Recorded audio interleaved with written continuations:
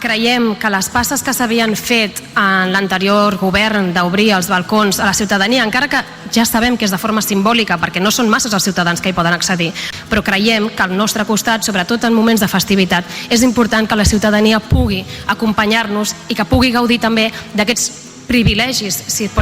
podem dir així, de gaudir de les festes majors des d'aquesta visibilitat.